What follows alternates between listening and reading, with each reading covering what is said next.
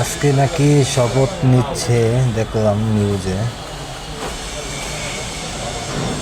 অনেক দিন ধরেই সবাই না খেয়েছিল, তাই শপথ নিয়ে আজকে রমজান মাস থেকে খাওয়া শুরু করবে।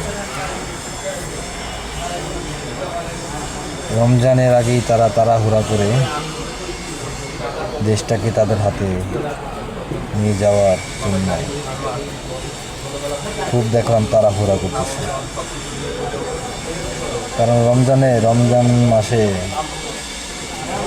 কিভাবে দাম বৃদ্ধি করবে এখন থেকেই তারা শিক্ষা নিতে পারে। সারা দেশে দাম কমে, আমাদের দেশে শুধু একমাত্র বাংলাদেশ যে দেশে নাকি দাম কমে যায়, বেড়ে যায়, কমার বদলে বাড়তেই থাকে শুধু পণ্যের দাম। হিন্দু রাষ্ট্র ভারত, তাতেও তাদের দেশেও দাম কমে যায়।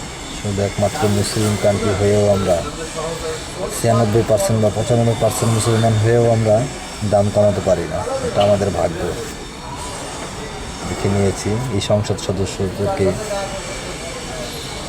তাদের হাত ধরেই আমরা আবার 10 টাকারটা 15 টাকাতে কিনতে হবে, তা মেনে নিতে হবে আমাদের সবার।